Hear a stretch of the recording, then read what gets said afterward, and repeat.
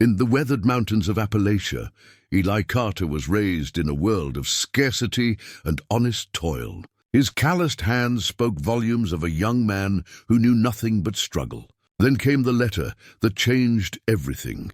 His estranged grandfather had passed, leaving him a mansion that stood like a crown jewel at the edge of Millbrook. The grand estate with its marble floors and mahogany staircases seemed like salvation from a life of hardship. But as Eli wandered through echoing halls, he discovered peculiarities: reinforced doors leading nowhere, walls that weren't quite solid, and photographs of stern men with familiar eyes. What secrets did his grandfather hide within these walls? What dangerous legacy flows through Eli's unsuspecting veins? Before we jump back in, tell us where you're tuning in from. And if this story touches you, make sure you're subscribed, because tomorrow I've saved something extra special for you. The morning frost clung to the windows of Eli Carter's cabin as the first light of dawn crept over the Appalachian ridgeline. Inside, the old potbelly stove struggled against the chill, its embers casting a weak glow across the worn floorboards. Eli's calloused fingers wrapped around a chipped coffee mug, the warmth a small comfort before another day of toil. On the table beside him lay his father's hunting knife, its bone handle smooth from generations of use. The blade, still sharp despite decades of skinning game and whittling kindling, caught the firelight. This knife was the only thing of value Eli possessed, a testament to the Carter men's ability to survive these unforgiving mountains. "Ma, your medicine's due," he called toward the back room, where a hacking cough had already started its morning ritual. Sarah Carter emerged, her once strong frame now bent with illness. Her breath labored from the emphysema that coal dust and a lifetime of cigarettes had etched into her lungs. "I'm fine, boy. Save your worry for something that matters," she said. Though she took the pills he offered without further protest, Eli watched her shuffle to her rocking chair, noting how the sunlight made her seem almost translucent. Her decline had accelerated this past year, each day claiming another small piece of the fierce woman who'd raised him alone. "Wyatt's picking me up at 6. Then I'm working Donovan's bar tonight." He pulled on his work boots, the leather cracked but meticulously maintained. "Mrs. Hale next door will check on you at noon." "I don't need a babysitter," Sarah muttered, though both knew she could barely manage to cook for herself anymore. The roar of Wyatt's rusted pickup interrupted any response. Eli grabbed his lunchbox, a sandwich, an apple, and a thermos of coffee that would never be enough to fuel 10 hours of logging work. "You look like hell warmed over," Wyatt greeted him, the truck's heater blasting ineffectually. "Feel about the same," Eli replied, settling into the passenger seat that had molded to his frame over countless early mornings. "Foreman mentioned overtime this week. Thank God. My generator died yesterday." Wyatt navigated the rutted mountain road with practiced ease. "How's your mama?" "Same, worse." Eli stared at the passing wilderness, the trees they would soon be cutting standing sentinel in the mist. "Doctor says she needs oxygen at home now. Insurance won't cover it." Wyatt nodded, knowing better than to offer pity. "We'll figure something out." "Always do." The logging site appeared through the trees, a scar of mud and stumps where ancient forest had stood. Men in worn Carhartts and hard hats milled about, breath visible in the morning air. "Carter, you're on the East Ridge today," the foreman called as they pulled in. "Bennett says his chainsaw's acting up, so take yours." By midday, sweat had replaced the morning's chill, despite the February air. Eli worked mechanically, his mind drifting to fantasies of escape, not just from the mountains, but from the crushing weight of poverty that had defined generations of Carters. He'd applied to community college once years ago, before his mother's first hospitalization had buried that dream beneath medical bills.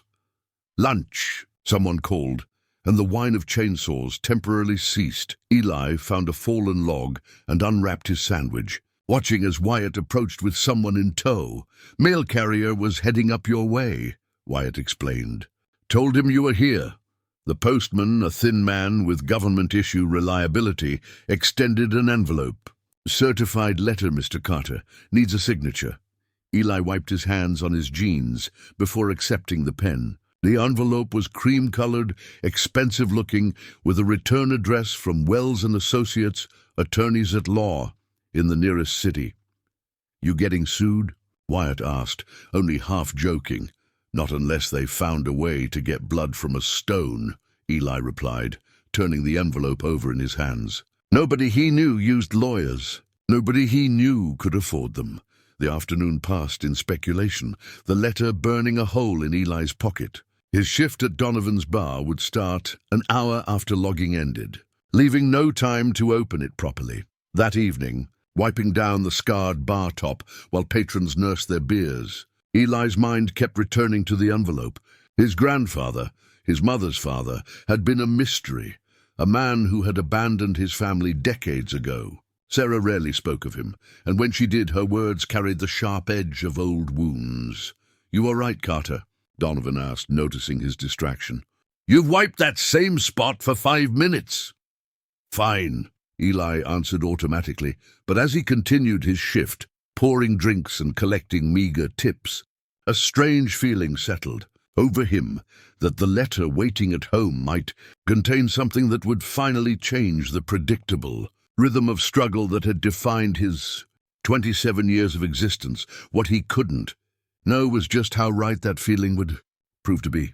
The envelope sat unopened on Eli's kitchen table, illuminated by the single bare bulb hanging overhead. His mother had already gone to bed, her breathing machine humming from the next room. Outside, an owl called into the darkness of the mountain night. Eli ran his finger under the envelope's seal, careful not to tear the expensive paper. Inside was a letter on heavy stock, embossed with the law firm's letterhead and a small brass key taped to the corner. The key was old-fashioned, with an ornate head and teeth that spoke of craftsmanship from another era. He read the letter once, then again, certain he had misunderstood. "Dear Mr. Carter, we regret to inform you of the passing of your grandfather, Joseph Carter. As the sole beneficiary named in his will," Eli set the letter down, his hands trembling slightly. He'd never met his grandfather. His mother had spoken of him rarely and never kindly, a businessman who had abandoned his family decades ago, choosing wealth over responsibility, the estate at 1428 Oakwood Drive.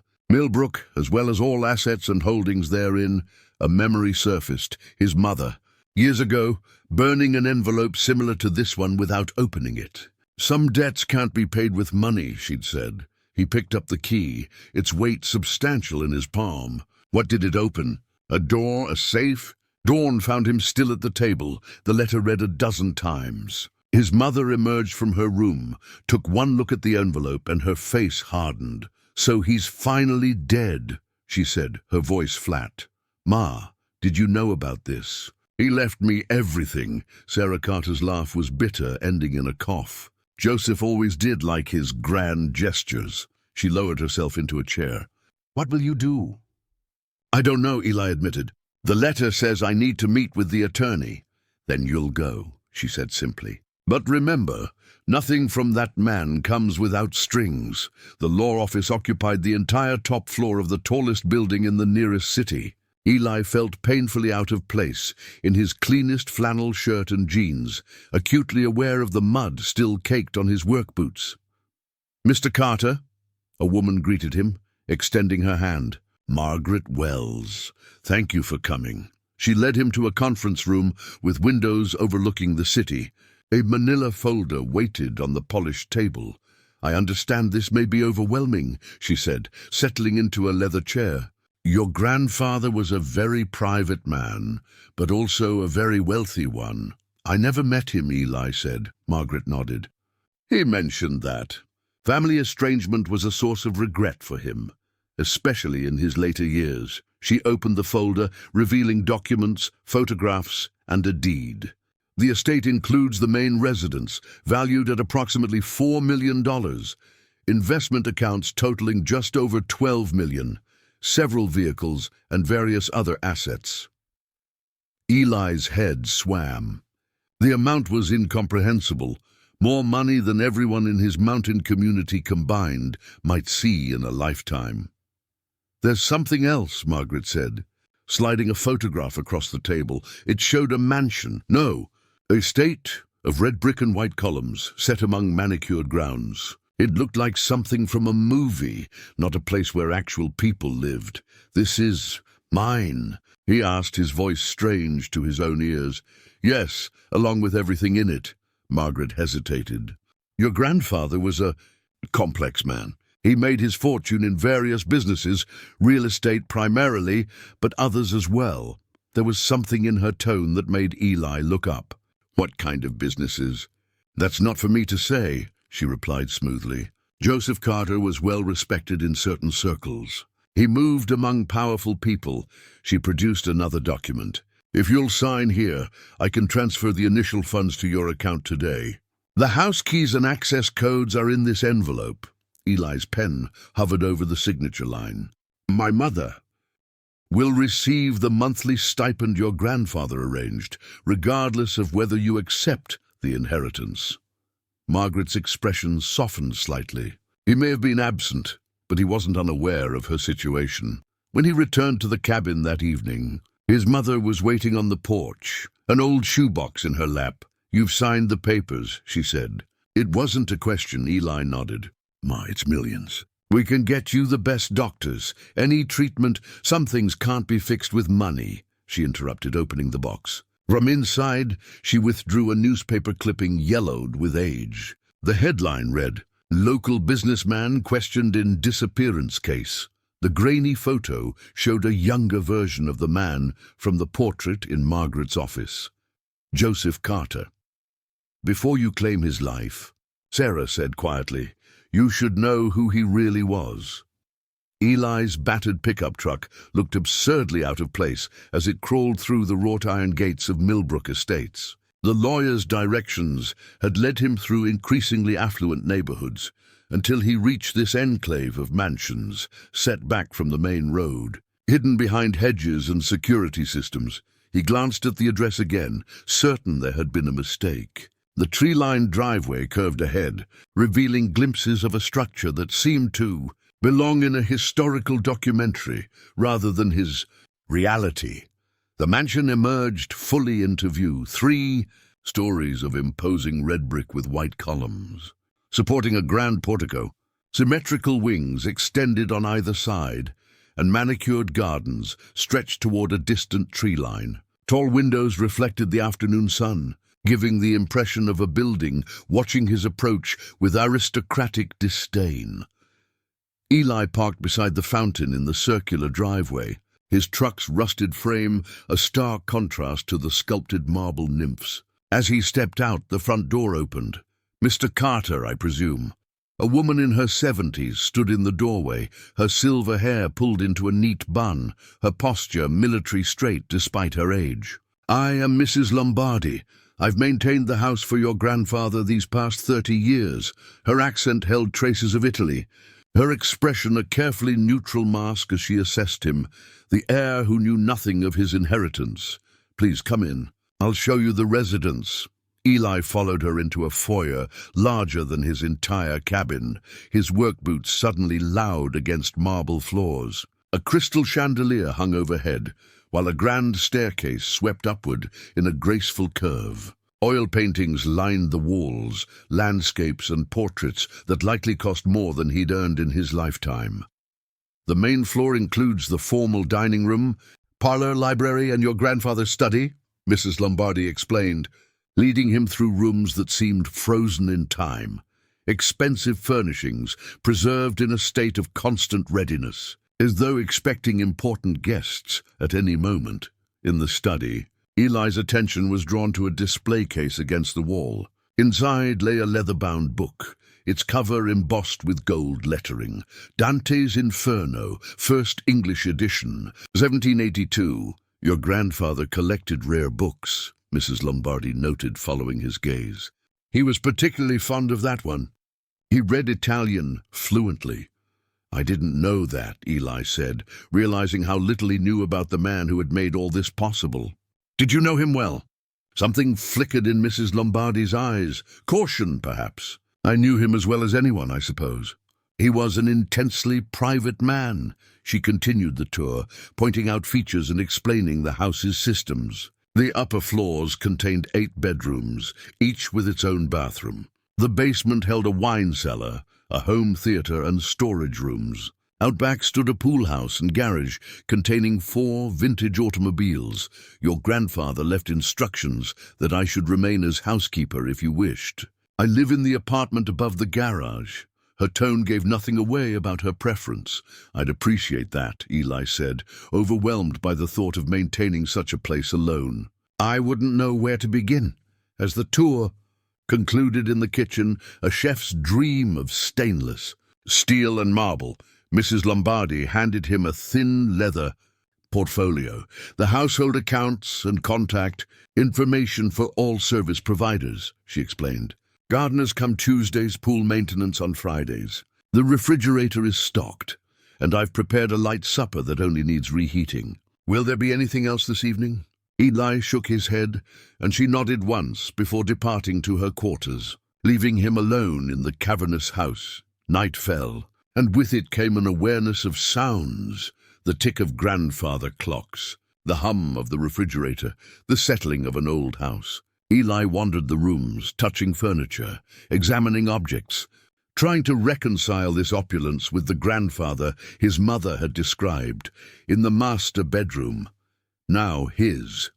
Supposedly, he opened the walk-in closet to find rows of tailored suits, silk ties, and Italian shoes, all suggesting a man of refined tastes and substantial means.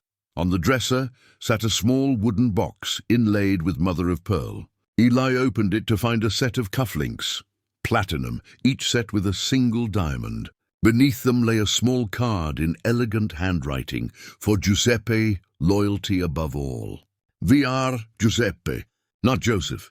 Eli closed the box, a chill running through him despite the house's perfect temperature. He moved to the window, looking out at the moonlit grounds stretching into darkness. Somewhere in the distance, a car's headlights appeared, then vanished along the perimeter road.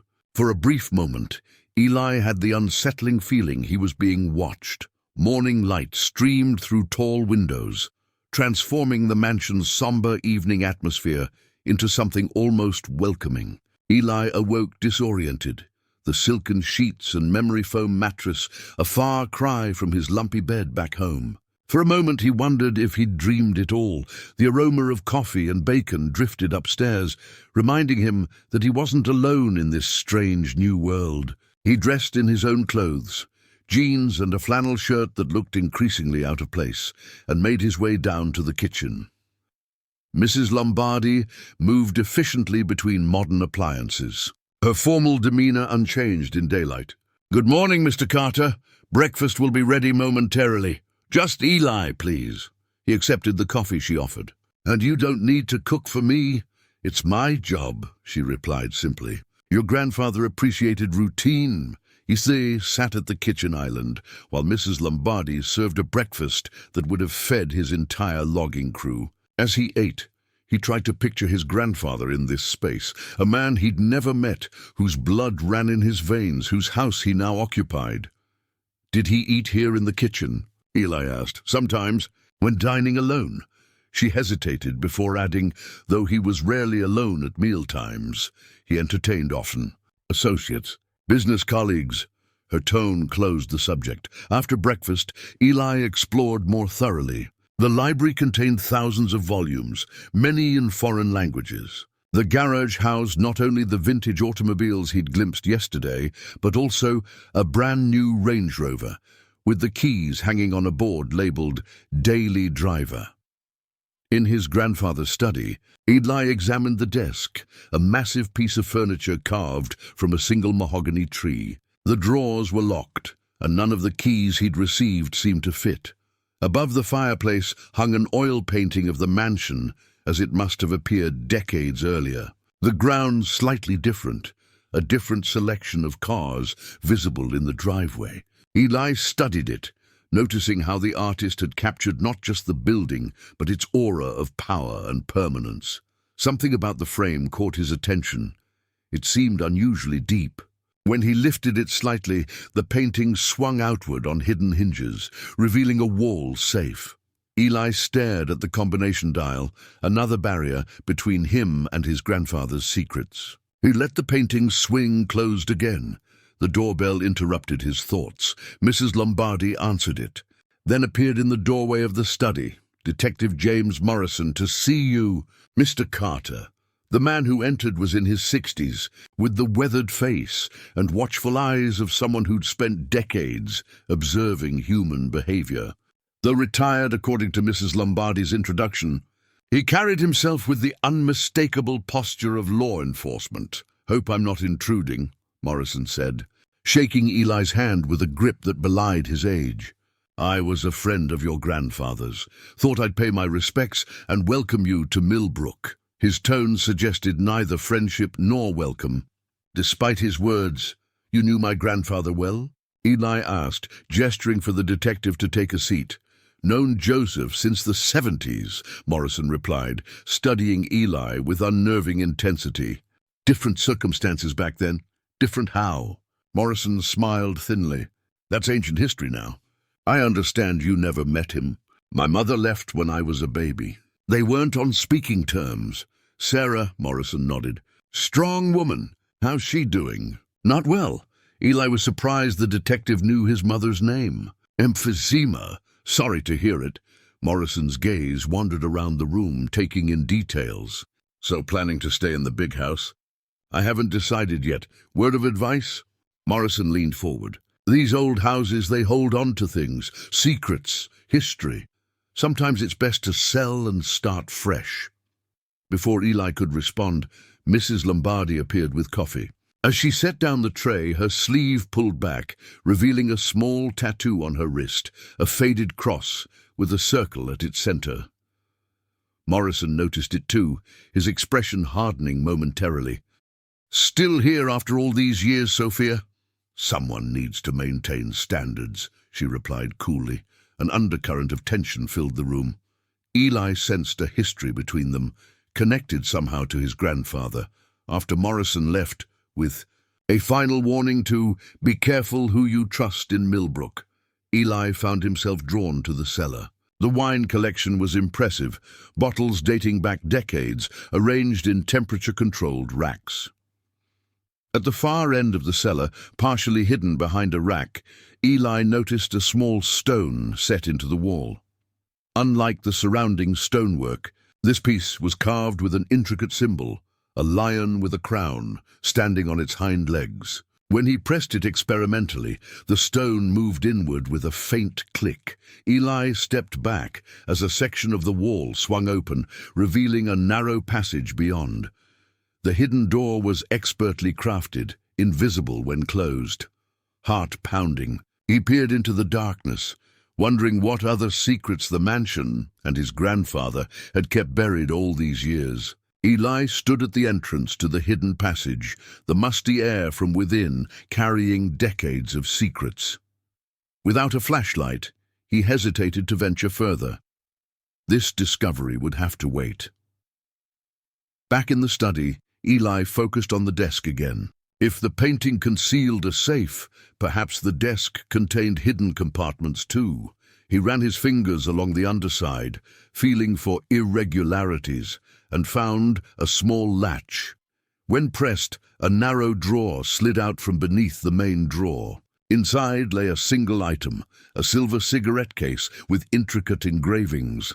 The metal was tarnished from age, but the craftsmanship remained evident.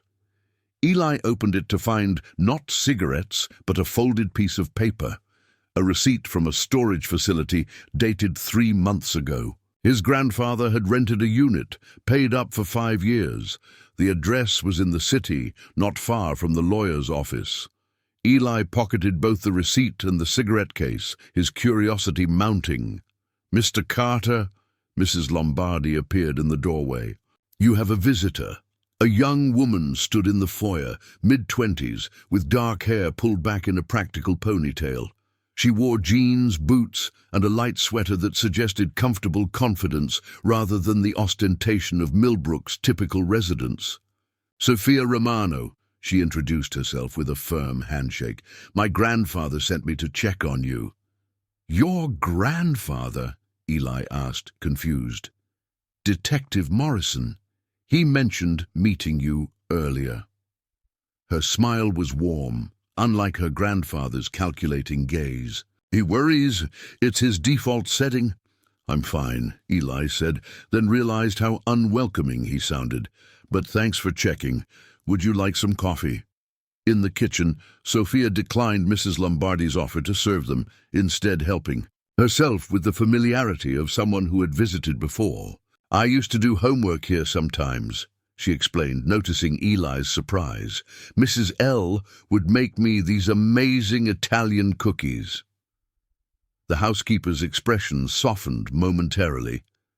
"Your grandfather is well?" "Stubborn as ever," Sophia replied. "Still trying to solve cold cases in his retirement." "Some mysteries are best left unsolved," Mrs. Lombardi said quietly, before excusing herself. Alone with Sophia, Eli felt an unexpected ease. "So your grandfather sent you to what? Make sure I haven't broken anything valuable yet?" She laughed. "He's protective of this place, has history here." She studied Eli over her coffee cup.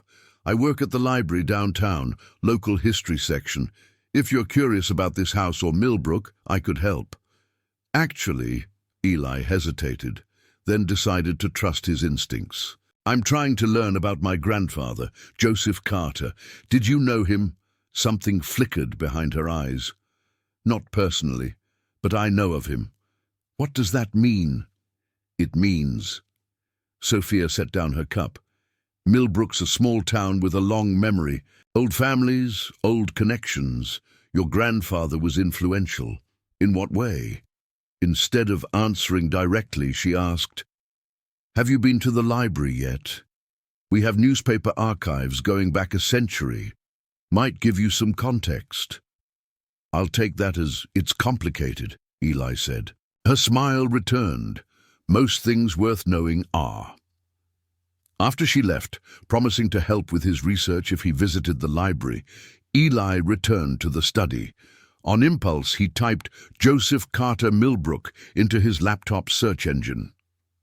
The results were sparse. Mentions of charitable donations, a few business announcements from decades past. But one link led to a digitized newspaper article from 1985. "Local businessman questioned in Romano investigation." The article was brief, stating only that Joseph Carter had been interviewed by federal authorities regarding business dealings, with Vincent Romano described as alleged organized crime figure.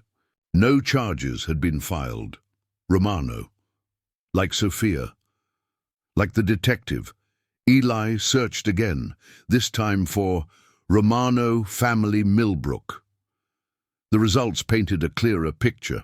The Romanos had been a powerful family in the region from the 1950s through the 1980s, with alleged ties to organized crime in major cities. Their influence had waned following federal prosecutions in the late 80s. One photograph showed a group of men outside the county courthouse, and there, younger but unmistakable, stood his grandfather alongside a man identified as Vincent Romano. Eli sat back, processing the implications. His grandfather hadn't just known people connected to organized crime, he had been one of them.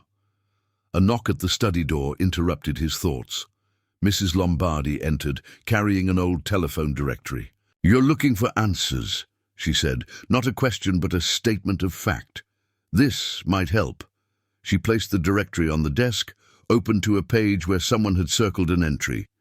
Romano, V, Import, Export, 1428 Oakwood Drive. The mansion's address. "This house," Eli said slowly. "It wasn't always my grandfather's, was it?" "No, Mr. Carter," Mrs. Lombardi replied, her voice carefully neutral. "It was not." Eli returned to the wine cellar with a flashlight, determined to explore the hidden passage. The door he'd discovered earlier swung open with a gentle push, revealing a narrow corridor carved from the earth and reinforced with aged timber. The beam of light illuminated cobwebs and dust, but also footprints that suggested someone had used this passage more recently than he would have guessed.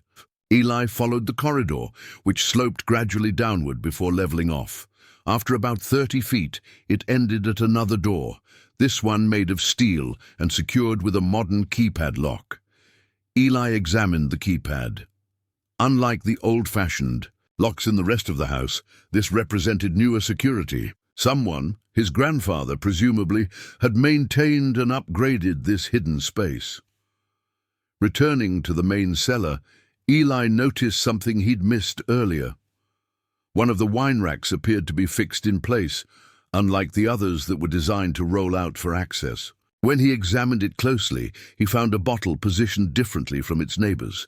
A 1949 Bordeaux, with a label showing a crowned lion, similar to the symbol on the stone that opened the secret passage. Eli carefully removed the bottle. It was unusually heavy, the bottom screwed off to reveal a hollow interior containing a small leather-bound journal. The cover was unmarked, the pages filled with neat handwriting in what appeared to be Italian. He tucked the journal inside his shirt and continued exploring, conscious that Mrs. Lombardi might appear at any moment. The cellar held other oddities. One wall was significantly thicker than architectural necessity would dictate, and several sections of flooring sounded hollow when tapped. "Mr. Carter?" Mrs. Lombardi's voice called from the top of the cellar stairs. Eli quickly moved away from the hidden door. "Just checking out the wine collection," he called back. "Dinner will be ready in 30 minutes, she replied. "And you have a phone call, Detective Morrison." Upstairs, Eli took the call in the study. Morrison's voice carried the gruff directness of a man unaccustomed to small talk. "Found something you should see," the detective said. "Old case files. Your grandfather's name came up." "What kind of case files?" Eli asked. A pause. "Better discussed in person. Meet me tomorrow at High Point Coffee downtown, 10 a.m. I could come to your place now," Eli suggested. "No." The response was immediate, firm. "Public place is better." After hanging up, Eli sat with the journal from the wine bottle. Though he couldn't read Italian, certain words appeared repeatedly. Famiglia, onore, vendetta. Between entries were lists of names and numbers that looked like financial records. At dinner, Eli studied Mrs. Lombardi as she served a perfectly prepared Italian meal. How much did she know? Was she simply a housekeeper or something more? "Mrs. Lombardi," he ventured, "how did you come to work for my grandfather?" She set down a basket of bread before answering. "I came to America in 1970. Your grandfather offered me position when previous employment ended." "Previous employment?" "I worked for Vincent Romano." Her expression remained neutral. "When your grandfather acquired this house, I stayed on." "Acquired," Eli repeated. "That's an interesting choice of words." Mrs. Lombardi met his gaze.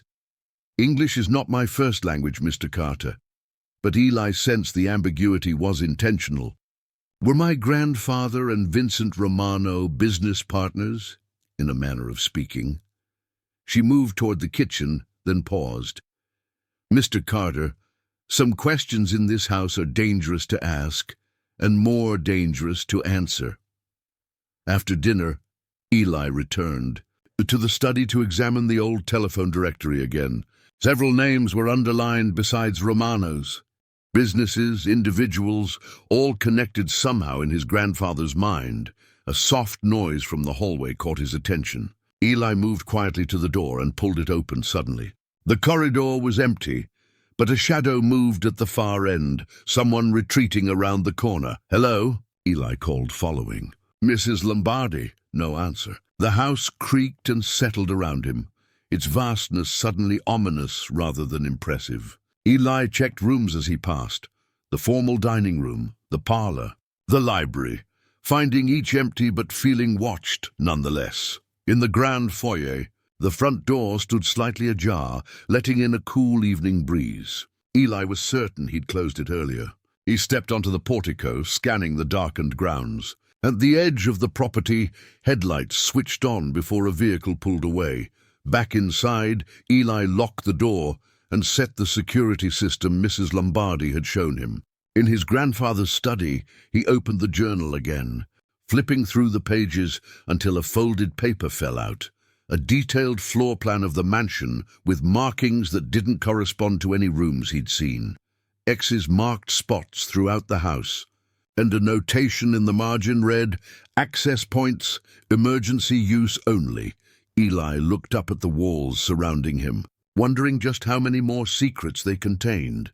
Sleep eluded Eli, despite the luxurious comfort of his grandfather's, now his, bed. The floor plan, with its mysterious markings, the hidden passage in the cellar, the journal he couldn't read, pieces of a puzzle that didn't yet fit together. Dawn found him in the kitchen making coffee, having beaten Mrs. Lombardi to her morning duties. He needed to think, to strategize. First, the storage unit from the receipt in the cigarette case. Then his meeting with Morrison. Both might yield answers. A noise from the foyer interrupted his thoughts. Not Mrs. Lombardi's familiar footsteps, but heavier ones, followed by the distinctive tap of a cane on marble.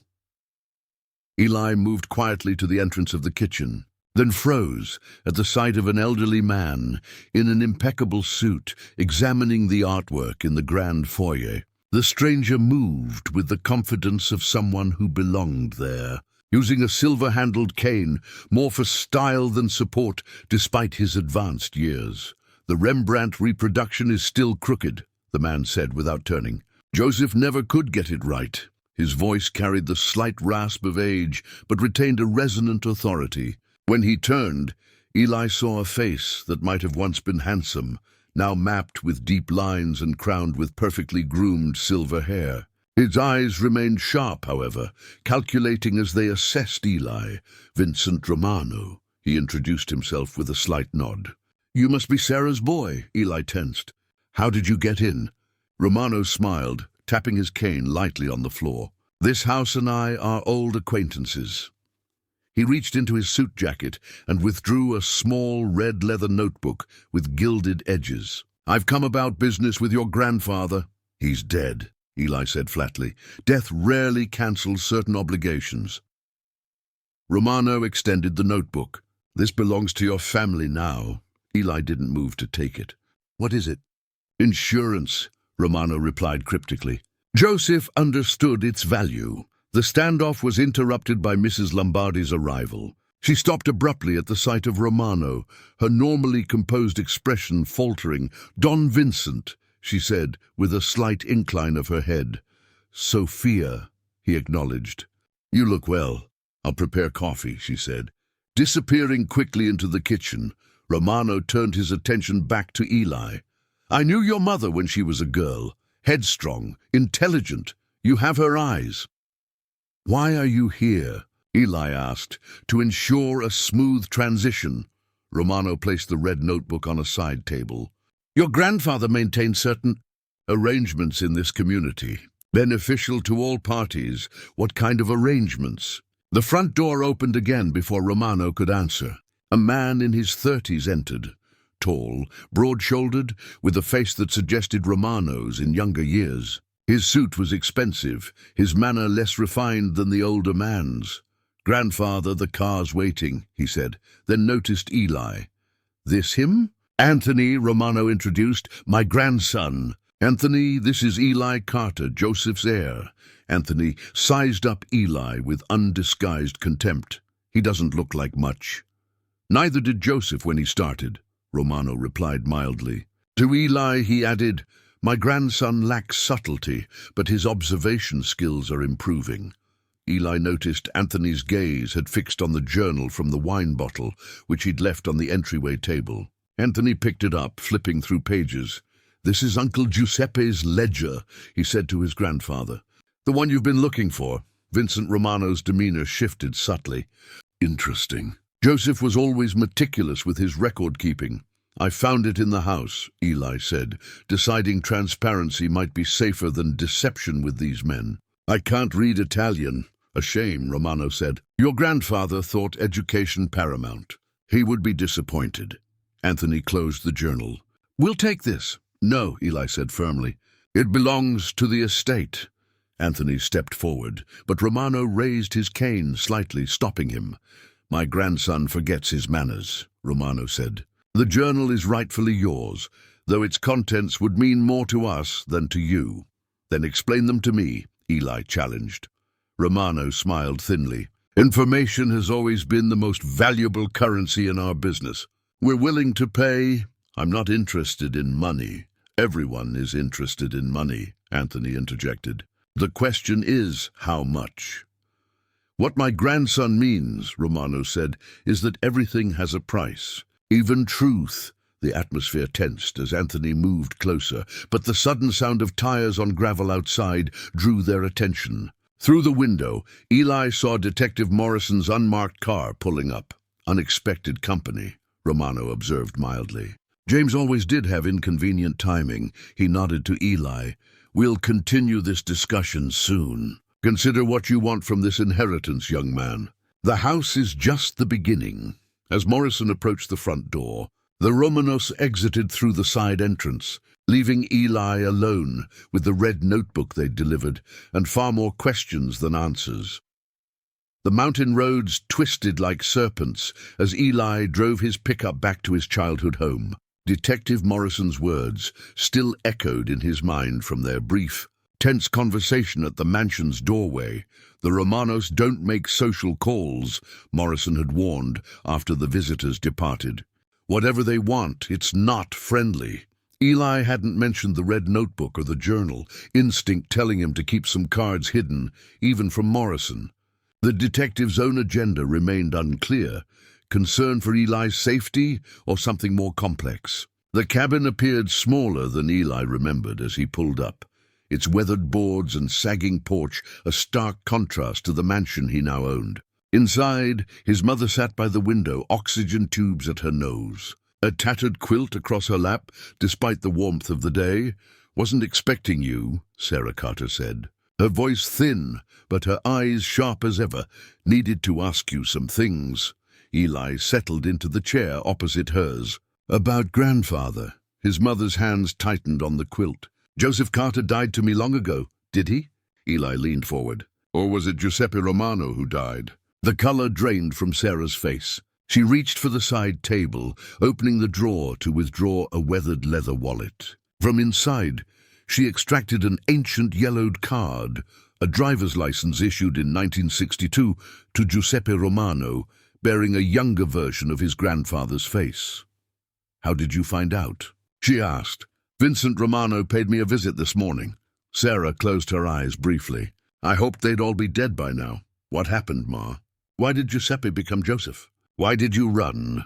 She clutched the license like a talisman. "Your grandfather was Vincent Romano's younger brother, the consigliere, the family advisor. He handled their business, their money. He was respected." Her voice hardened. "But respect in that world comes with blood." "He was in the Mafia," Eli said, the truth finally spoken aloud.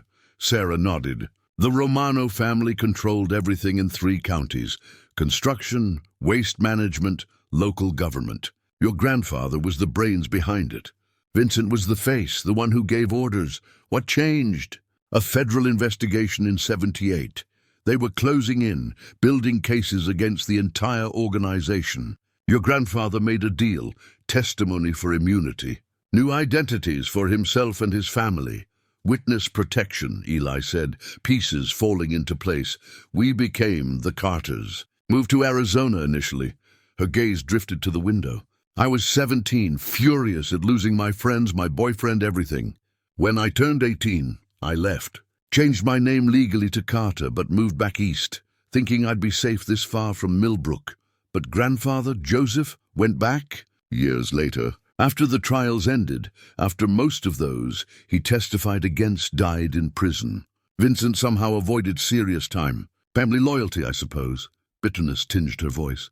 "Joseph bought the family estate when it was seized by the government. His final insult to Vincent. The mansion belonged to Vincent originally," Eli said, remembering Mrs. Lombardi's revelation. Sarah nodded. "The Romano family home for generations." She studied him. You've opened a dangerous door, Eli. These men don't forget, and they don't forgive. Vincent said something about arrangements grandfather maintained, beneficial to all parties.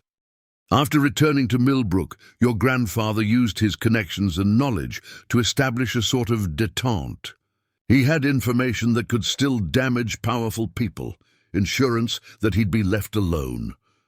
She paused. He called me once a year. I always hung up. Why such hatred, Ma? He was trying to get out of that life. Ask him about Marco, she said, voice suddenly hard. Ask what happened to my brother. I have an uncle? Eli asked, stunned. Had. Sarah's eyes filled with tears. Marco was 14 when he disappeared. 2 days after your grandfather made his deal with the feds. Understanding dawned. You think Vincent took him? Retaliation? I know he did. And your grandfather chose his freedom over his son. She gripped Eli's hand suddenly, her fingers surprisingly strong. That house is cursed, Eli. Sell it. Walk away before you end up like Marco. As Eli drove back toward Millbrook, the weight of his mother's revelations settled over him. The family photograph he'd taken from her mantel sat on the passenger seat. Sarah as a teenager, standing with a smiling boy who must be Marco, their parents behind them. Giuseppe and Maria Romano before they became Joseph and Mary Carter. At the edge of town, Eli pulled over, overcome with the implications. His inheritance wasn't just a house and fortune. It was a blood debt, a family tragedy, and perhaps something even more dangerous, a target on his back from those who believed his grandfather had betrayed them. His phone rang. Sophia Romano. Eli stared at the screen, suddenly unsure whether she was a potential ally or another player in a game generations old. High Point Coffee occupied the corner of Main and Elm in downtown Millbrook, its large windows offering views of the town square and courthouse beyond. Eli arrived early for his meeting with Morrison, selecting a table with clear sightlines to both entrances. The caution felt foreign, yet increasingly necessary. Morrison arrived precisely at 10, carrying a weathered leather briefcase that he placed on the table between them. His expression was grim. You spoke to your mother, he said, not a question. Eli nodded. She told me about Giuseppe Romano becoming Joseph Carter, about witness protection. Morrison glanced around before unlatching the briefcase. I was a rookie when the feds came to town in '78. Biggest RICO case in the region's history. He withdrew a manila folder stamped confidential in faded red ink. Made copies of these before they disappeared from evidence. Inside the folder was a document Eli immediately recognized, a family tree diagram with Romano crime family emblazoned across the top. Lines and boxes connected names, positions, suspected crimes. At the apex sat Vincent Romano. Don. Directly beneath him, connected by a solid line, Giuseppe Romano, consigliere. Your grandfather was the brains, Morrison explained. Vincent had the name, the respect, the old country connections. But Giuseppe understood money, politics, leverage. He built the legitimate businesses that laundered their cash. Eli studied the document, noting familiar Millbrook family names among the associates. How deep did this go? Mayor's office. Police department, judges, Morrison tapped the paper. Most of these men are dead now or in prison. The ones who aren't have either gone legitimate or learned to operate with more subtlety. Like Vincent, Morrison nodded. He served 5 years. Minimal security. Returned to a much reduced organization, but maintained enough influence to stay comfortable. And my grandfather, after witness protection, disappeared for 15 years. When he returned as Joseph Carter, he had money, lots of it. Bought the old Romano estate when it came up for federal auction. Most figured it was his final victory lap, but it was more than that, Eli said. My mother mentioned arrangements he maintained, information he held. Morrison studied him. Joseph kept records, evidence, insurance, he called it.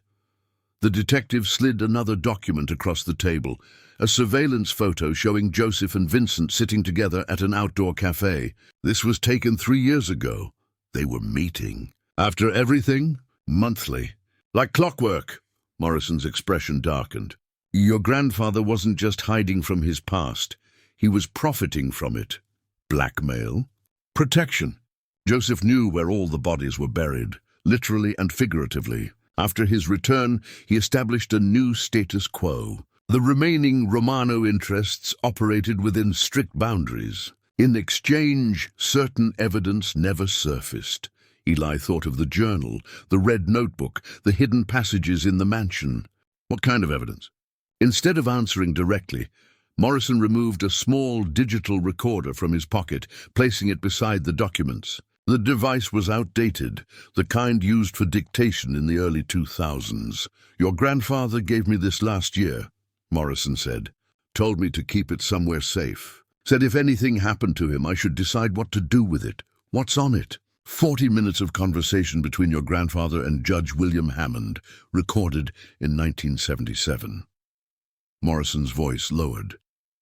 Hammond authorized wiretaps, search warrants, everything needed to build cases against Romano associates. What he didn't disclose was his own involvement in helping them acquire land for development projects.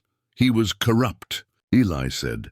"Hammond is now Chief Justice of the State Supreme Court," Morrison replied. "Your grandfather had dozens of recordings like this. Powerful men implicating themselves. It's why he could return to Millbrook and live unmolested.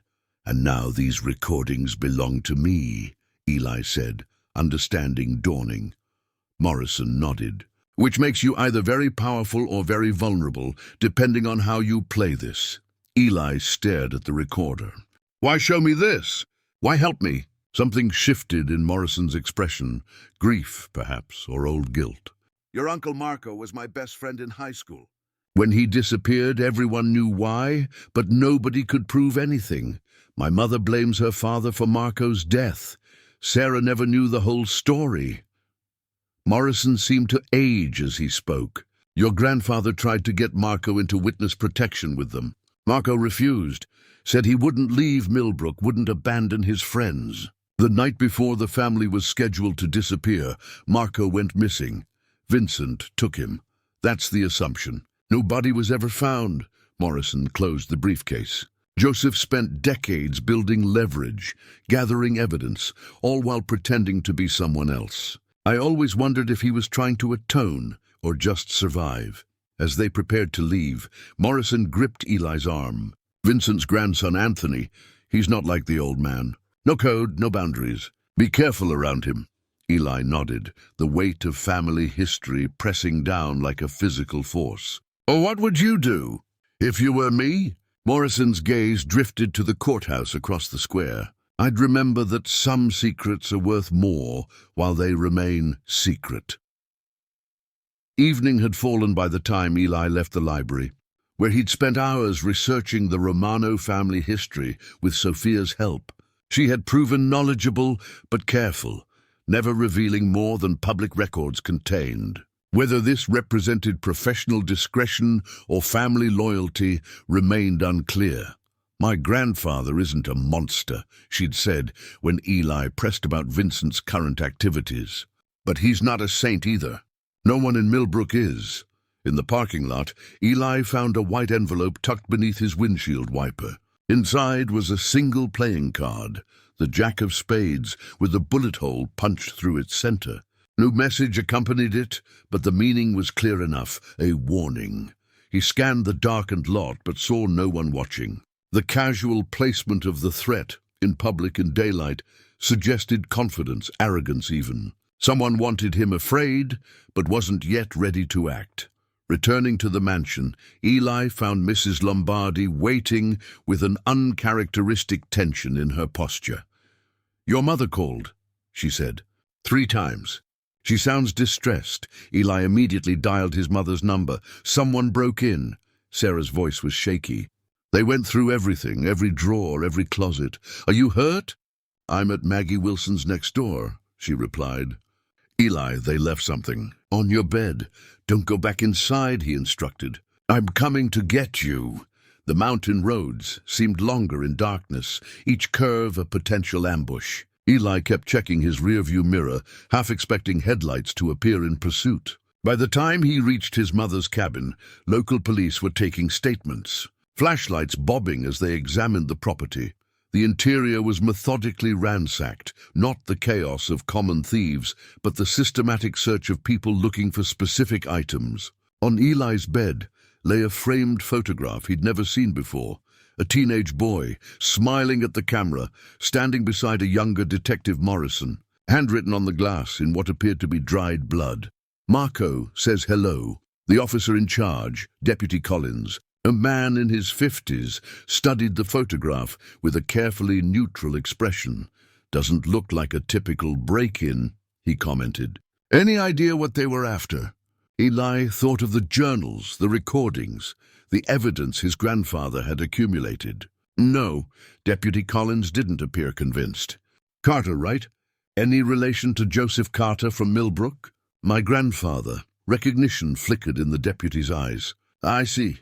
He handed Eli his card. "We'll increase patrols in the area, but your mother might be safer elsewhere for a while." After the police departed, Eli helped his mother pack essential items. Sarah moved with the detachment of shock, her gaze repeatedly returning to the photograph of Marco. "I kept nothing from that time," she said quietly.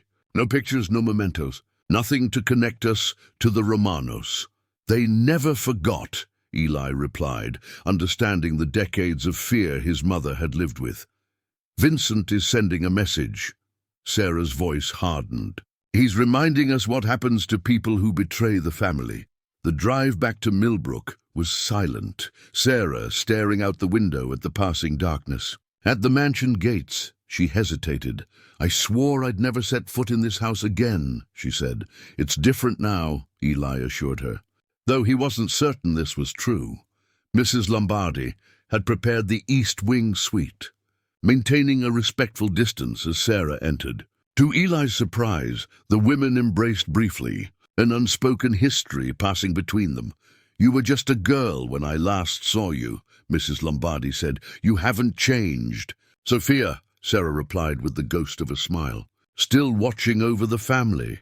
Later, with his mother settled, Eli met Mrs. Lombardi in the kitchen. "You knew my mother before," he said. "When this was the Romano house," the housekeeper nodded. "I was nanny to the children." "Your mother and Marco, and loyal to which side now?" Eli asked directly. Mrs. Lombardi's expression remained impassive. "I am loyal to this house, and those who rightfully inherit it. That's not an answer. It is the only one I can give." She moved to leave, then hesitated. "Mr. Carter, the security system has been upgraded. The new code is your uncle's birthday," Eli frowned. "How would I know that?" "Ask your mother," she replied, "and check the third panel in the library's west bookcase, the one that holds the first editions." After she departed, Eli went to the library, examining the bookcase she'd indicated. The third panel appeared solid, but when pressed in a specific sequence, top right, bottom left, center, it slid aside, revealing a small wall safe with a keypad. Returning to his mother's room, he found her arranging personal items, the oxygen machine already humming beside the bed. "Mom, when was Uncle Marco born?" She looked up sharply. "July 16th, 1964. Why?" Eli returned to the library and entered the date, 07-16-64. The safe opened with a soft click. Inside lay a single item, a worn leather passport in the name of Marco Romano, issued by the Italian government just last year. The photo showed a man in his 50s with a strong resemblance to the teenage boy in the bloody framed photograph. Eli stared at the impossible document, blood pounding in his ears. His uncle wasn't dead after all. Morning light filtered through the mansion's east wing windows as Eli sat at his mother's bedside, Marco's passport in hand. Sarah stared at the document with a mixture of disbelief and fragile hope. "It could be a forgery," she whispered. "A cruel trick. The issue date is recent," Eli pointed out. "Why create this elaborate deception?" Sarah's fingers trembled as she traced her brother's face in the photograph. "If he's alive, why didn't he contact me?" All these years, Eli had no answer. The mystery of Marco, apparently alive in Italy, added yet another layer to the tangled history he'd inherited. "We need to find grandfather's records," Eli said, "or whatever evidence he was using as leverage. It might explain everything. Joseph was pathologically secretive, Sarah replied. If he hid something, you won't find it easily. You grew up in this house. Are there places he might have used? Hidden rooms, storage areas? Sarah's expression shifted, memory stirring. Father's office had a private vault, behind the painting of Venice. But that was decades ago, before the government seized the property. Worth checking, Eli said, rising. Will you help me search? Together they explored the mansion, Sarah moving through the rooms like a reluctant ghost, revisiting painful memories. In Joseph's study, once Giuseppe's office, she stopped before a large painting of the Venetian Grand Canal. This is new, she observed. The original was smaller. Eli examined the frame, finding it mounted on hinges, similar to the one that had concealed the wall safe. When swung aside, however, it revealed only blank wall. He wouldn't use the same hiding place, Sarah said. Too obvious. They continued searching, methodically checking each room. In the master bedroom, Sarah paused by a section of walnut paneling. This is different, she murmured, running her hand along the wood. This wall was marble before.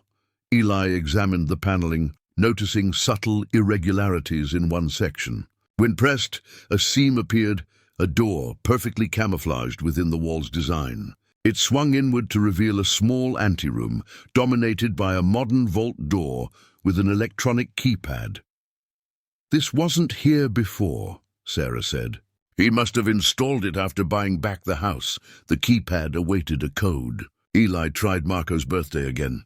No response. He attempted other combinations. Joseph's birthday, Sarah's, his own. Nothing worked. He would use something meaningful but not obvious, Sarah said, thinking aloud. Something significant. She closed her eyes, concentrating. There was a number sequence he made me memorize when I was young. Said if anything happened to him, I should remember it. Do you still remember? I think so. She approached the keypad. He made it into a song to help me remember. Her fingers hovered, then decisively pressed a sequence. 7354289. The lock remained unchanged. Wait, Sarah said. The song had a second verse. She entered additional digits, 11937. The vault emitted a soft click, and the door swung open to reveal a climate-controlled room, lined with filing cabinets. In the center stood a glass display case containing a single item, an antique silver pocket watch, its case intricately engraved with the initials GR. Sarah gasped. Father's watch. He always carried it. The watch rested on a velvet cushion, positioned like a museum piece. Beneath it lay a handwritten note in elegant script. For my grandson, when he is ready to understand time's true value. He knew you would come eventually, Sarah said softly. Eli carefully lifted the watch. When opened, it revealed not only a clock face, but a hidden compartment containing a small key. The filing cabinets were organized by year, each drawer locked. The key from the watch fit perfectly. Inside were meticulously maintained records. Financial transactions, surveillance reports, photographs, and recordings spanning decades. The most recent cabinet contained a leather-bound ledger labeled contingencies and a sealed envelope addressed to Eli Carter. Eli opened the envelope to find a letter in his grandfather's handwriting. Eli, if you are reading this, you have inherited more than property and wealth. You have inherited truth, a dangerous commodity in Millbrook. The contents of this vault represent 40 years of insurance against those who would harm our family. Marco is alive. His disappearance was arranged by me with Morrison's help to protect him from Vincent's retribution. Your mother was kept ignorant for her safety and yours. The red notebook contains account numbers for funds set aside for Marco. The silver USB drive holds digital copies of all evidence, including recordings that certain powerful men would kill to possess. Trust Morrison, but verify. Trust Mrs. Lombardi completely. She has served our family at great personal risk. Do not trust Sophia Romano, regardless of her apparent kindness. Blood loyalty runs deep. You have 3 choices. Continue the détente I maintained, which requires constant vigilance. Turn everything over to federal authorities, which carries its own risks. or walk away entirely, leaving Millbrook and its secrets behind. Choose wisely, nephew." Giuseppe Eli read the letter twice, then handed it to his mother. As she read, tears streamed down her face. "Marco is alive," she whispered. "All this time," and grandfather protected him, Eli added, by making everyone believe Vincent had killed him. The implications were staggering.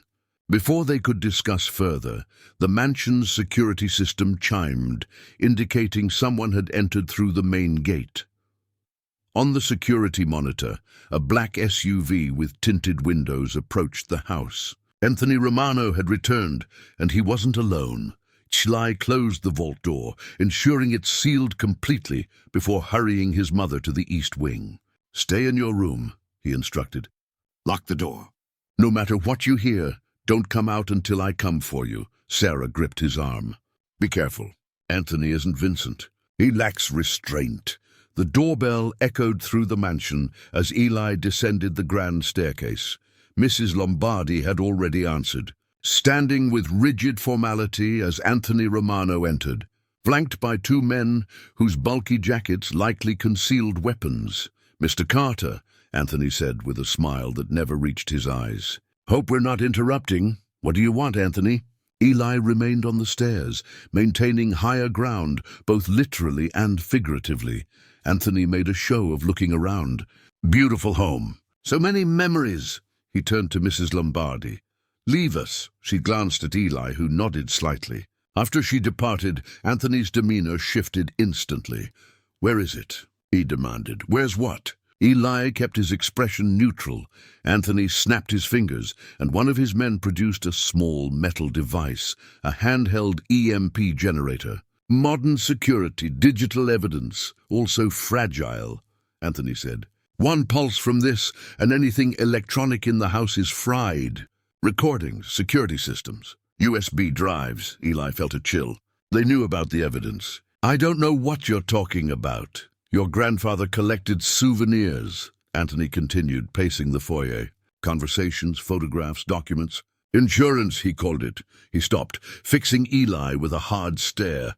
"My grandfather allowed this arrangement out of respect for family. I have no such sentimentality. If something happened to me," Eli said carefully, "those souvenirs might find their way to federal authorities." Anthony laughed. "The dead can't mail packages." He nodded to his men, who began spreading through the house. "We'll search every inch of this place." "You won't find anything," Eli bluffed. "It's not here." One of the men returned from the library holding the red leather notebook Vincent had left. Anthony flipped through it, frowning. "Bank accounts, but not what we're really after." Tires crunched on gravel outside. Through the window, Eli saw Detective Morrison's car approaching. Anthony noticed his glance and smiled coldly. Perfect timing. "I was wondering when our friend in law enforcement would arrive." Morrison entered. Without knocking, his expression changing from concern to wariness at the sight of Anthony and his men. "Mr. Romano," Morrison said neutrally. "Social visit? Just catching up with my cousin," Anthony replied. "Distant cousin, but family nonetheless." Morrison moved to stand near Eli. "Everything okay here?" "Absolutely," Anthony answered before Eli could speak. "We were discussing inheritance matters." "Actually," Eli interjected, "Anthony was just threatening to destroy evidence of crimes committed by his family and their associates." Morrison's hand moved subtly toward his hip, where Eli suspected a weapon was concealed. "Is that right?" Anthony's smile remained fixed. "Misunderstanding. I'm simply reclaiming family property that Giuseppe Romano wrongfully took." "Joseph Carter," Morrison corrected, "left everything to his grandson legally. This house and its contents belong to Eli. Not everything in it was Joseph's to leave," Anthony countered. One of Anthony's men returned from exploring the house, whispering something in his ear. Anthony's expression darkened momentarily before smoothing into practiced calm. "We have a guest upstairs," he said to Eli. "Someone I didn't expect to find here." Eli tensed. They discovered his mother, Sarah Romano. Anthony continued. The prodigal daughter returns. Her name is Carter, Eli said firmly. Anthony shrugged. Names change, blood doesn't. He turned to Morrison. Did you know she was here, detective? Interesting you didn't mention it. Not relevant to any active investigation, Morrison replied evenly. Everything about this family is relevant, Anthony said. He reached into his jacket pocket and removed a small crystal figurine of a falcon, placing it on the entryway table. Do you recognize this? Eli didn't, but Morrison's sharp intake of breath suggested he did. The Maltese Falcon, Morrison said quietly. Marco's favorite film. This was found in an apartment in Naples last month, Anthony explained, along with evidence suggesting Marco Romano is very much alive. His gaze fixed on Eli. Your grandfather maintained the fiction that Vincent had Marco killed, a useful lie that kept Sarah estranged and federal authorities satisfied. Where is Marco now? Morrison asked. That's the question, isn't it? Anthony's expression hardened. My sources say he's returning to Millbrook soon, with documentation Vincent thought had been destroyed decades ago. The original evidence that could still damage many powerful people. Eli understood suddenly. This wasn't just about old vendettas. You're afraid. Cautious, Anthony corrected. Marco threatens a carefully maintained balance. We want the evidence, all of it, and information on Marco's whereabouts. Or what? Eli challenged. Anthony's smile returned, colder than ever. Or Sarah completes the family reunion with her brother sooner than expected. Morrison stepped forward. That's enough, Anthony. Make threats against citizens in my presence, and you'll leave here in handcuffs. You misunderstand, Detective. I'm offering protection. Anthony collected the crystal falcon. Certain parties have already learned Marco is alive. Not everyone has the Romano family's restraint. He moved toward the door, signaling his men. 24 hours, Eli. Call this number when you're ready to deal. He placed a business card on the table. For your mother's sake, don't delay. After they departed, Morrison turned to Eli. You found the vault. You knew about it? I helped Joseph build it, Morrison admitted, but not what he kept inside. Upstairs, Sarah waited in her room, the small crystal falcon now sitting on her nightstand. Anthony's men had left it there as a message. It was Marco's, she confirmed, a gift from our father on his 16th birthday. The falcon stared, back with glittering eyes, a harbinger of a storm about to break over Millbrook, and the Carter family stood at its center. After Morrison departed with promises to return, Eli connected his grandfather's USB drive to a laptop in the study. The files were meticulously organized, folders labeled by year, then subdivided by individual names. Some he recognized from local government, others from national news. Judges, politicians, business leaders, all with carefully documented indiscretions, corruption, or worse. One folder labeled Morrison gave him pause. Inside were surveillance photos of the detective meeting with various Romano associates. Over the years, along with transaction records showing regular payments to offshore accounts.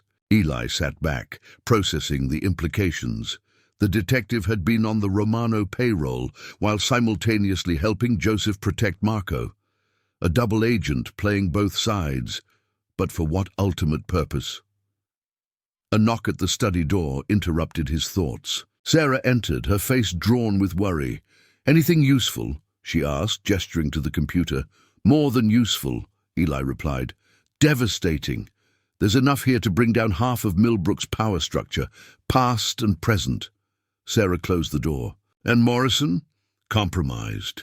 He's been taking Romano money for decades. I'm not surprised, she said, settling into a chair. In Millbrook, everyone has a price. Eli turned the laptop so she could see. But something doesn't add up. These records show Morrison helping both sides, warning Joseph about Romano plans while taking their money. Sarah studied the screen. A dangerous game, one that kept him alive and useful to both families, Eli noted. The doorbell rang, echoing through the mansion. Through the security monitor, Eli saw Sophia Romano standing alone on the portico. After a moment's hesitation, he buzzed her in.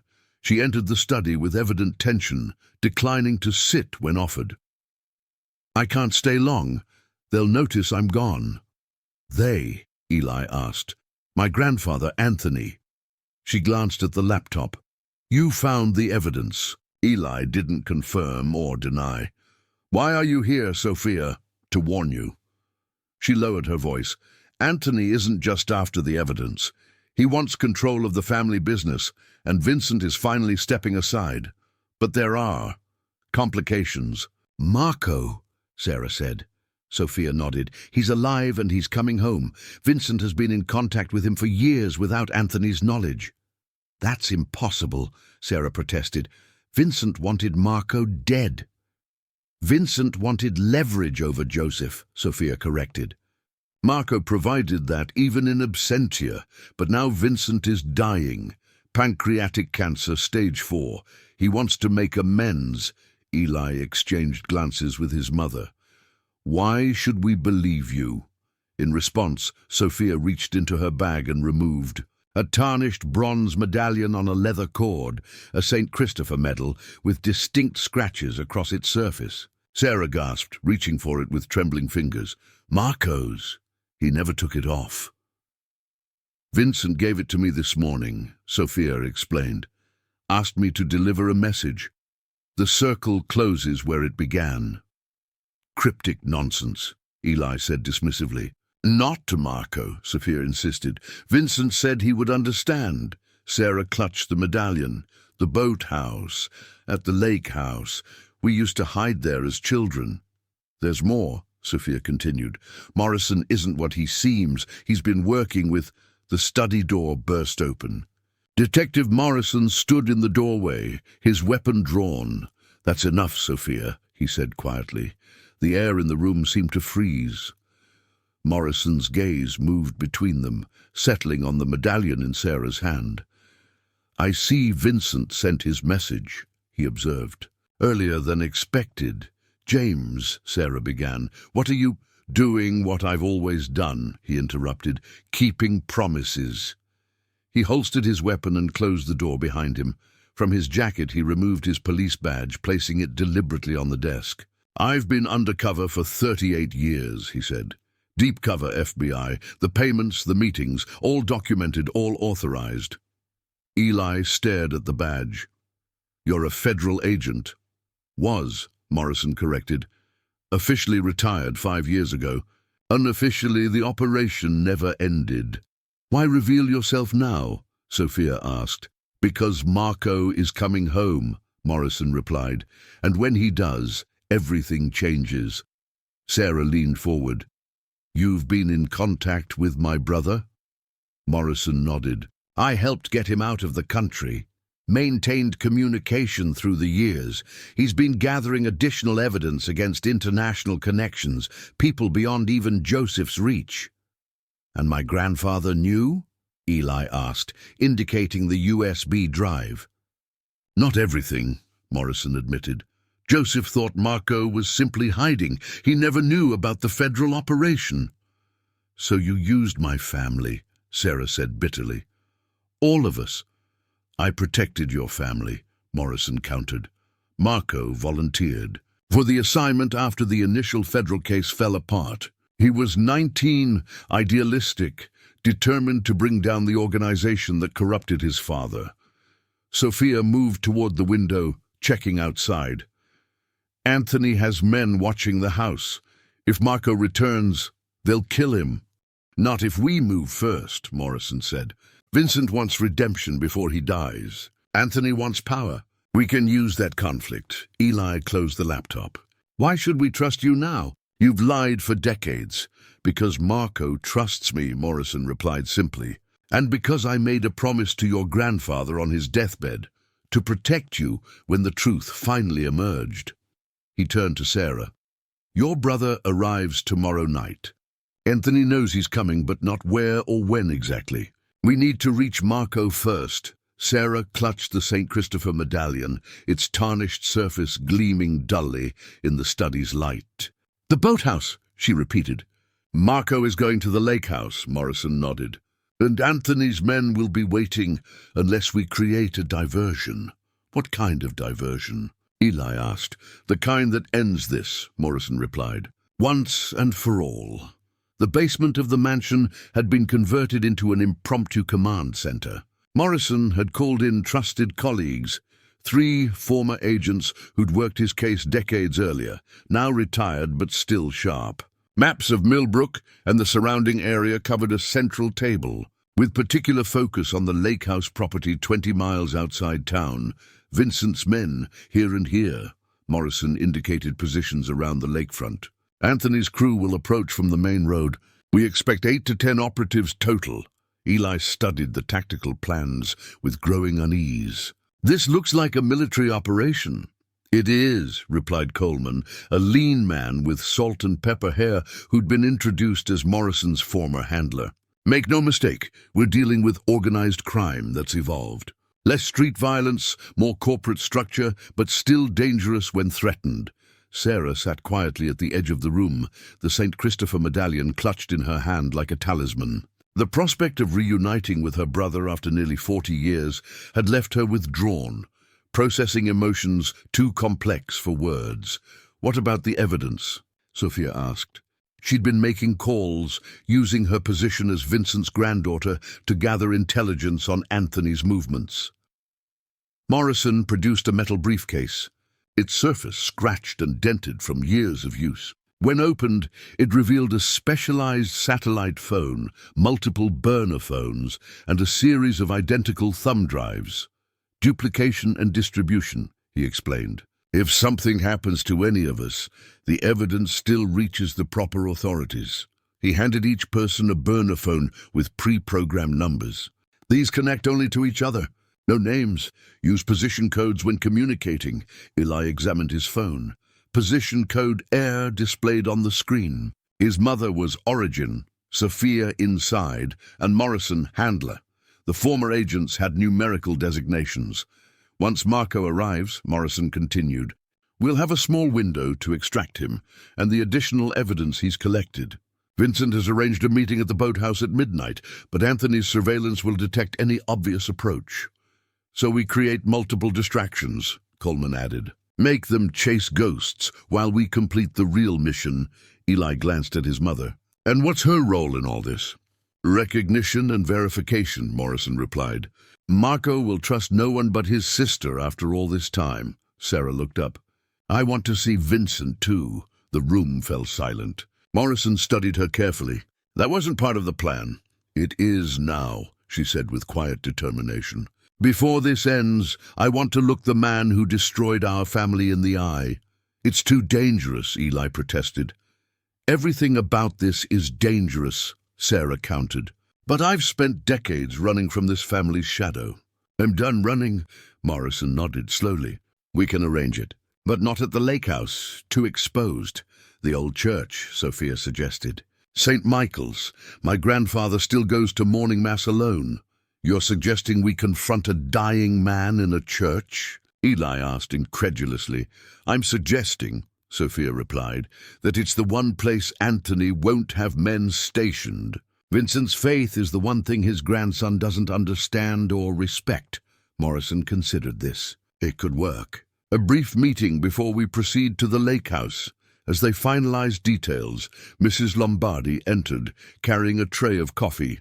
Her gaze swept the tactical maps without surprise.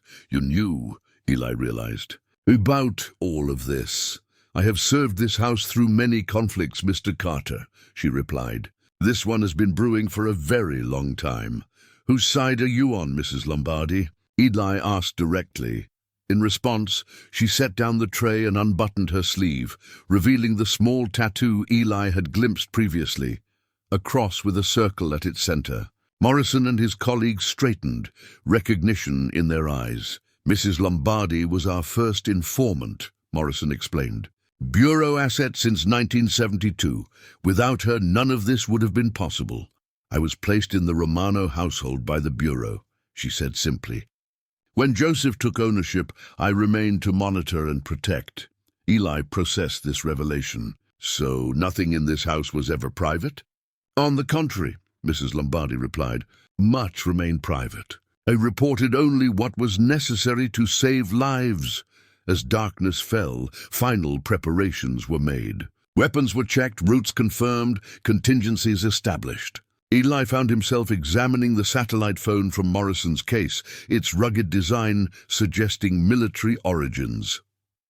Direct line to FBI headquarters, Morrison explained. One call activates an emergency protocol. Federal teams deployed within 30 minutes. The nuclear option, Coleman added. If everything goes wrong, and what are the chances of that? Eli asked. Morrison's expression remained grim. In my experience, plan for the worst, hope for the best, and trust no one completely. Not even you? Sarah asked from across the room. The ghost of a smile crossed Morrison's face. Especially not me. Outside, the wind picked up, branches scraping against windows like phantom fingers seeking entrance. Tomorrow would bring Marco Romano home, and with him, the final reckoning for secrets decades in the making. Dawn broke over Millbrook with a steel-grey sky promising rain. St. Michael's Church stood on the town's east side, its Gothic revival architecture a reminder of more devout times. The early morning mass had ended, leaving only a solitary figure in the front pew, Vincent Romano, head bowed in what might have been prayer or simply the posture of a man carrying too many burdens. Eli and Sarah entered quietly, footsteps echoing on marble floors.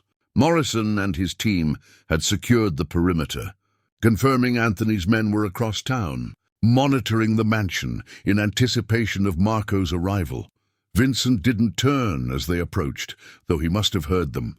I wondered if you would come, he said finally, his voice carrying the rasp of illness more prominently than before. Sarah moved to face him, studying the man who had cast such a long shadow over her life. You're dying, she observed, neither compassionate nor cruel, simply factual. We are all dying, Sarah. Vincent's smile was wan. Some of us simply have a more precise timetable.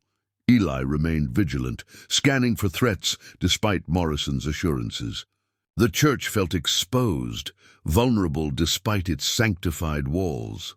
Marco returns tonight, Vincent said, straightening slightly. After all these years.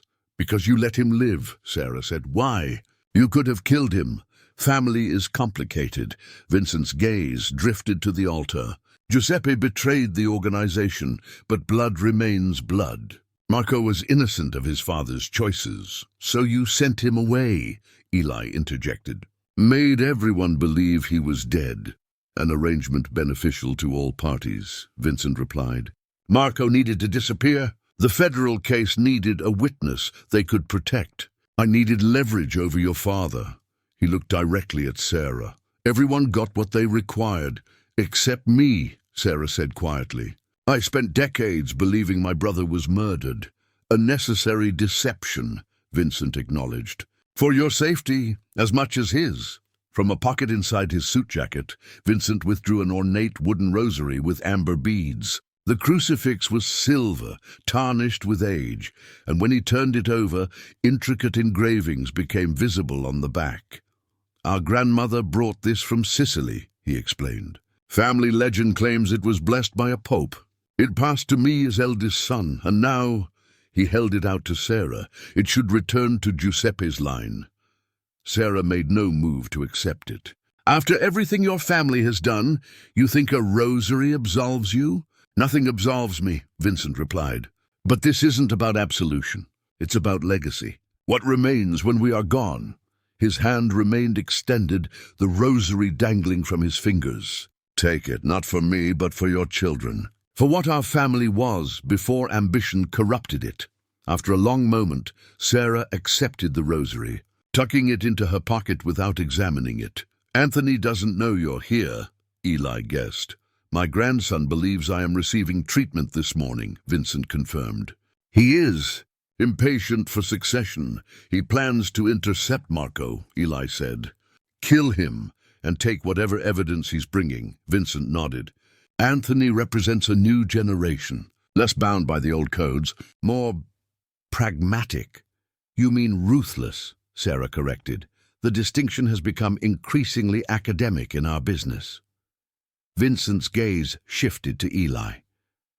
Giuseppe prepared you well, it seems. The mansion, the evidence, the connections, a careful design. I never met him, Eli said, yet here you stand. Vincent gestured vaguely. His blood, his position, his fight. He would be proud. Sarah tensed. This isn't Eli's fight. It became his fight when he accepted the inheritance, Vincent replied. The house, the name, the responsibility, all of it comes as a package.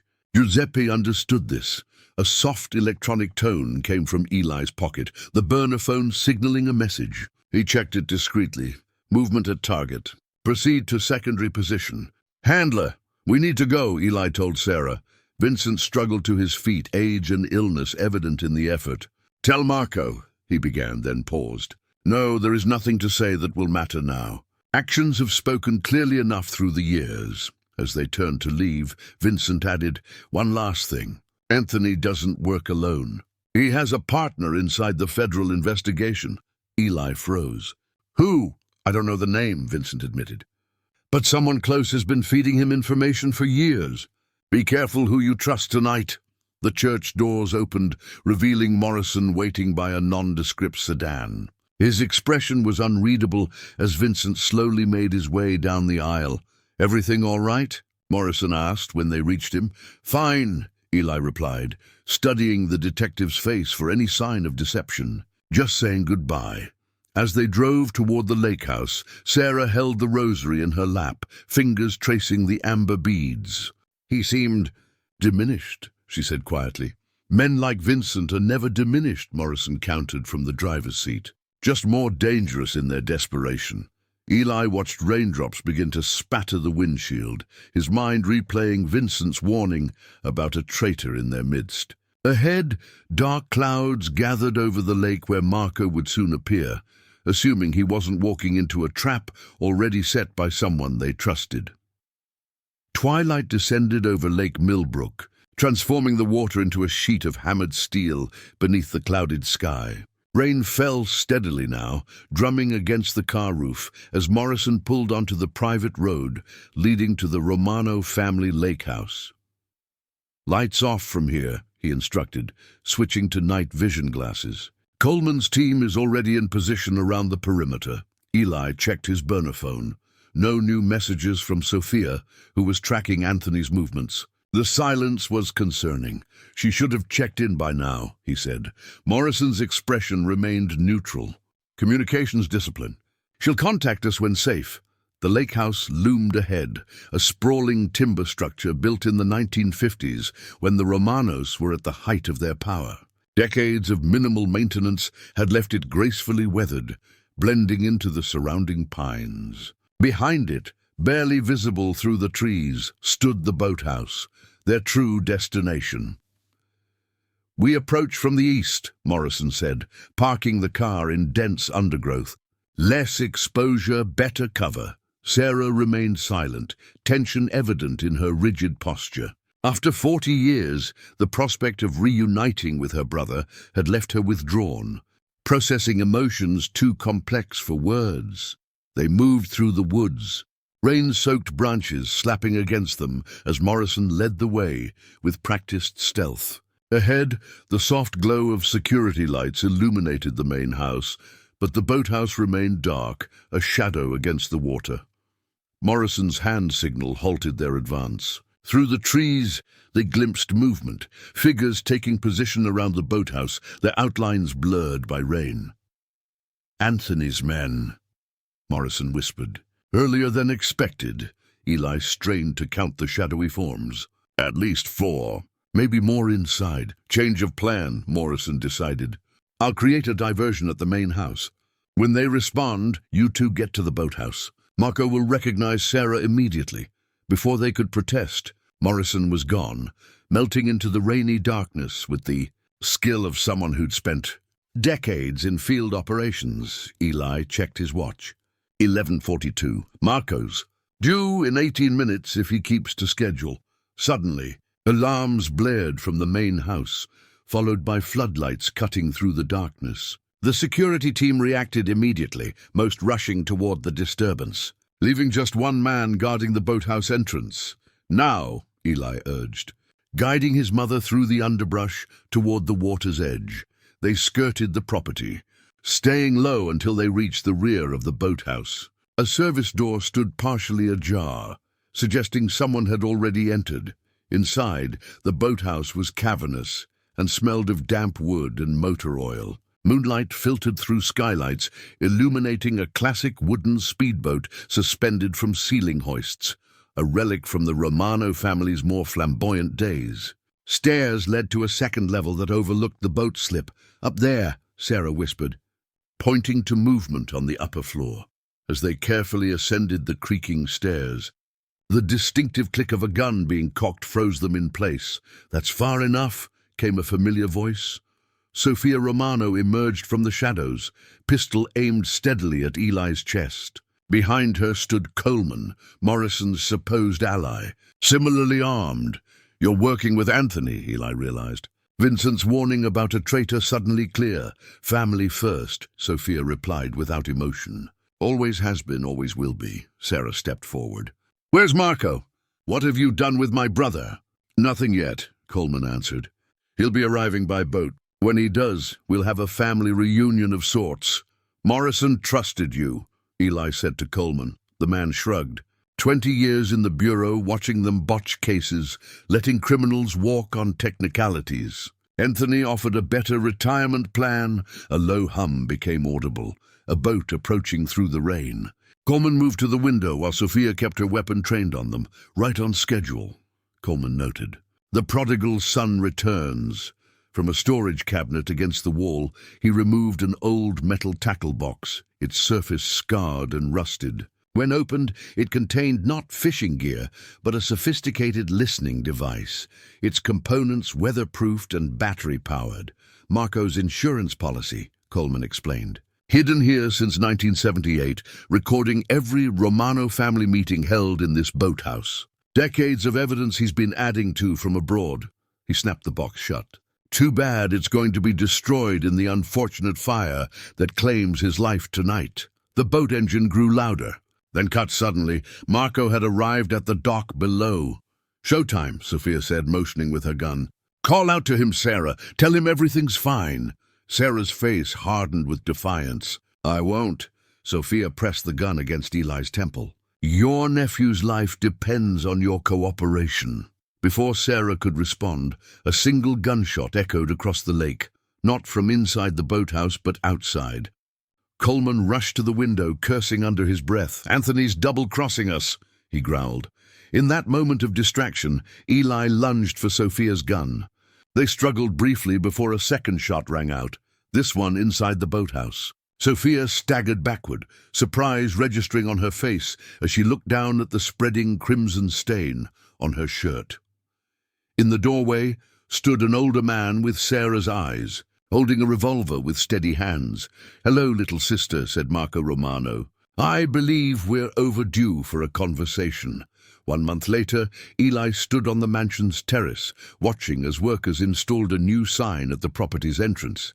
The ornate Romano estate lettering had been replaced with Carter Community Foundation, the first visible sign of the property's transformation.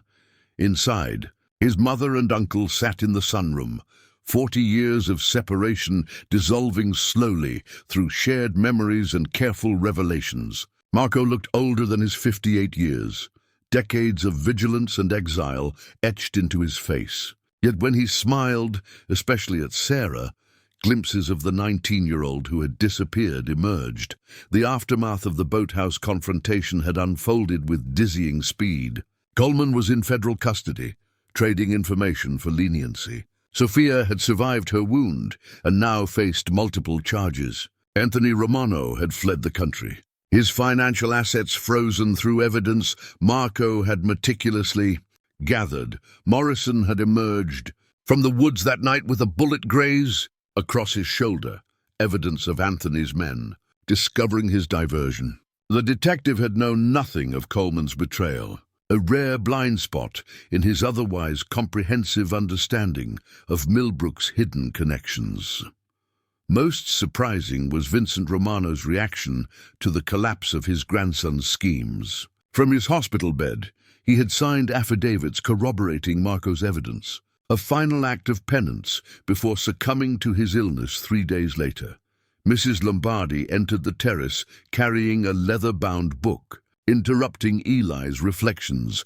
"Mr. Carter, we found this during the renovation of the East Wing study," she said. Presenting it with uncharacteristic hesitation, the book was a simple journal, its pages filled with Giuseppe Romano's elegant handwriting. Unlike the ledgers and evidence files, this was personal, a father's regrets, hopes, and observations spanning decades. The final entry had been written just days before his death. To Eli, who will find this when the time is right, the mansion contains one final secret. When you are ready to fully embrace your legacy, look to where water meets stone in the garden's heart. Eli had spent weeks overseeing the transformation of the mansion into the foundation headquarters. Yet this cryptic message suggested his grandfather's final revelation remained undiscovered. In the garden, the central fountain featured water cascading over natural stone, the obvious interpretation of where water meets stone. Yet weeks of careful examination had revealed nothing unusual, until today, when landscapers draining the fountain for maintenance had discovered a small cavity beneath the lowest stone basin. Inside was a velvet pouch containing a simple iron key with an unusual tooth pattern, unlike any other in the mansion. Eli held this key now, turning it thoughtfully as he rejoined his mother and uncle in the sunroom. "Giuseppe always did love his puzzles," Marco observed, recognizing the key immediately. "I wondered if he'd leave that for you. You know what it opens?" Eli asked. Marco nodded. "The beginning. And the end." He led them through the house to the wine cellar, past the hidden passage Eli had discovered that first week, to the far wall where unassuming cinder blocks had replaced part of the original stone foundation during a renovation. "This house has always had secrets," Marco explained, running his fingers along the seam between blocks until he found a nearly invisible keyhole. Some older than the Romanos themselves. The iron key fit perfectly. When turned, a mechanism whirred within the wall, and a section of block swung inward to reveal a small chamber carved directly into the bedrock beneath the mansion. Inside stood a simple wooden table bearing a single object, an ancient leather-bound book with faded gold lettering on its spine. Romano Family Chronicle, 1823-1978. "The true history," Marco said quietly. "Not the sanitized version, not the evidence collected for leverage, but the complete record of the family, its origins in Sicily, the migration to America, the choices that led us from honest immigrants to something darker." Sarah approached the book with evident trepidation. "Why hide this? Why not destroy it?" "Because Giuseppe believed in truth," Marco replied, "even painful truth. He wanted his grandson to understand the full weight of his inheritance." Eli carefully opened the chronicle, finding not just text but photographs, letters, and documents tracing the Romano family through generations of struggle, triumph, and moral compromise. "Your grandfather left you wealth and property," Marco continued. "But this is your true inheritance, understanding. The knowledge of how easily good intentions become corrupted, how family loyalty can both sustain and destroy." Sarah placed her hand on the final pages, blank sheets waiting to be filled. "And what do we write here? How does this story end?" "That," Eli said, "is entirely up to us." Outside, spring sunlight illuminated the mansion's grounds, where construction had begun on the community center that would serve Millbrook's underserved populations. The Romano legacy of power and fear was being methodically dismantled, replaced by something Giuseppe had perhaps envisioned in his final years: redemption through transformation. As Eli closed the chronicle, he noticed an inscription on the inside cover, faded but still legible. The past cannot be changed, but the future is ours to create. Below it, in his grandfather's handwriting, a simple addition: choose wisely. The choice, Eli realized, had been made the moment he decided to accept his inheritance, not just of property and wealth, but of responsibility and possibility. The mansion that had once symbolized corruption now represented opportunity for healing wounds generations in the making. "We start fresh," he said to his mother and uncle, but not blind to what came before. Together, they carried the Romano Chronicle upstairs, out of the shadows and into the light.